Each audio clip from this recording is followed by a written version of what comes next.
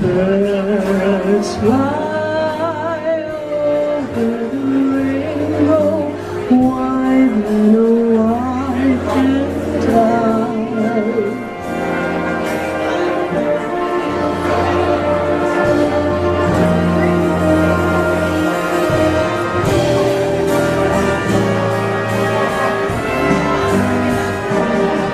Where troubles look like raindrops away above the chimney tops, that's where you find me.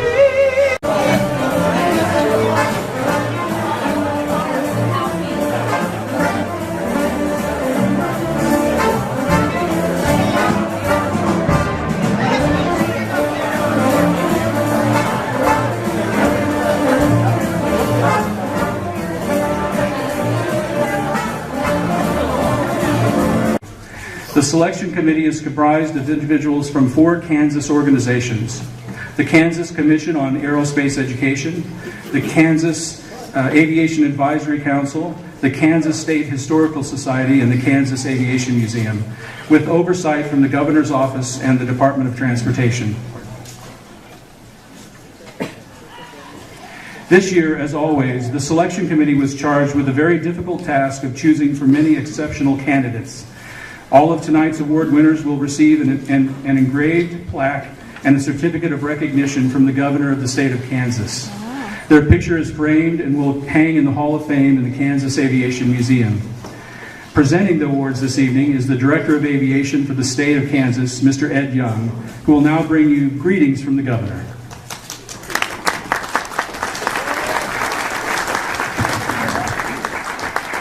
Thank you. I just have to tell you I am truly blessed to do what I do for the state of Kansas.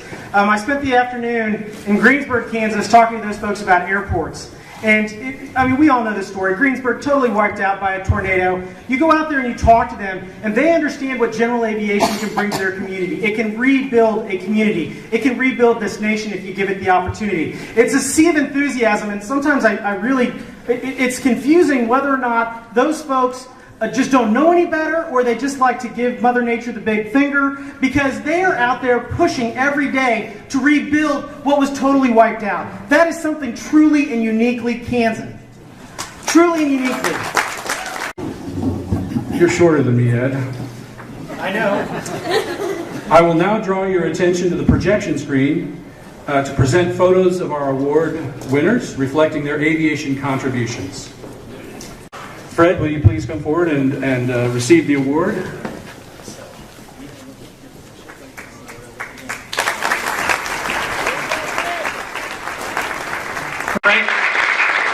Frank Martin was born a salesman, proving to be successful in the sale of carbon paper and typewriter ribbon in Trenton, New Jersey. Like a golfer who can't pass up a golf course without swinging a few golf balls, Frank loved to make sales calls to the local airports to watch the small aircraft take to the sky. Eventually, he succumbed to the introductory $3 ride, and he was hooked. Fortunately, his sales route included the Lock Haven, Pennsylvania Piper Aircraft Plant, where he purchased a J3 Cub for $900, using it to cover his sales territory and learning how the airplane can be a benefit to traveling salesmen. Building his flying time by teaching others to fly, he was now ready to join the world of aircraft sales. He began selling Luscombs in Pennsylvania on a trial basis and placed introductory flight advertisements in local newspapers, hoping that once a student became a pilot, he would automatically become an aircraft owner. World War II changed Frank Martin's career of sales into deliveries.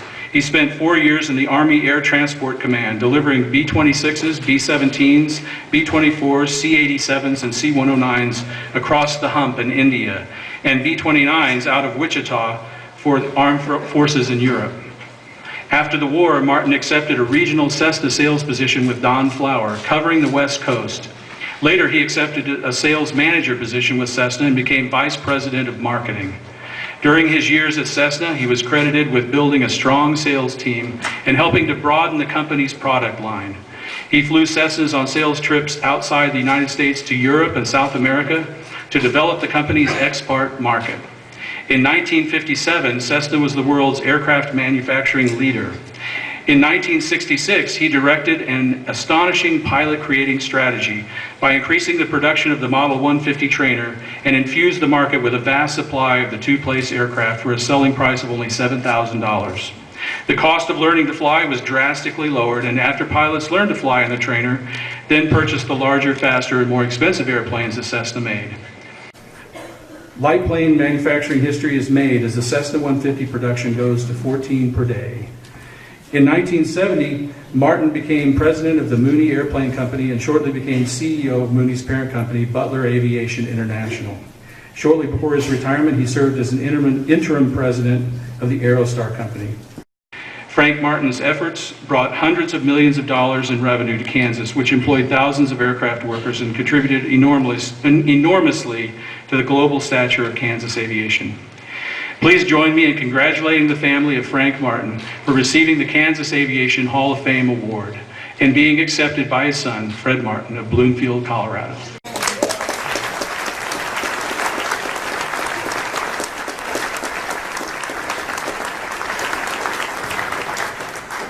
In October 1945, our dad flew a B-29 from Las Vegas to Walker, Kansas.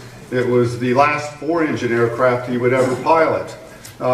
It was 6 months later until he flew another airplane. It was quite different aircraft type, an 85 horsepower, two-seat Cessna Model 140. Now you can land a 140 within 2 wingspans of a B-29. He'd taken a job to sell Wichita-built airplanes. And that led to me being able to grow up in the air capital of the world. And so some of the faces in the Hall of Fame are familiar to me. In fact, a couple of them used to muss my hair and call me Freddie.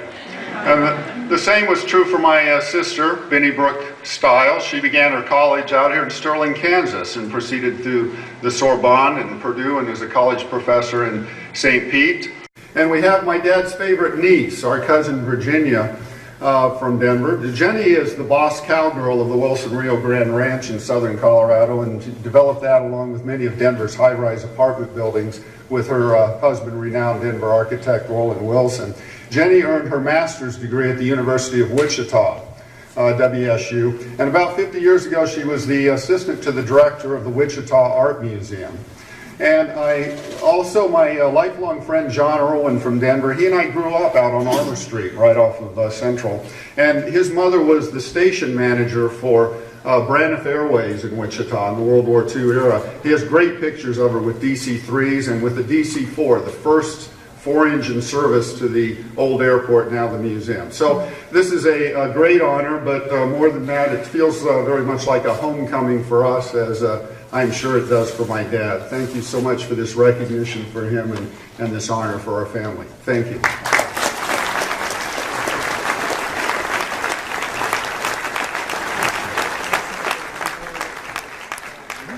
Ladies and gentlemen, I know you'll join me in congratulating the award recipients, as you just did. We may do it again for the Kansas Aviation Museum's Hall of Fame. Thank you, Ed Young, for representing the Governor and the Department of Aviation, and for your contribution to tonight's ceremony. This concludes the Hall of Fame induction ceremony for 2012. Let's give them one more big round of applause.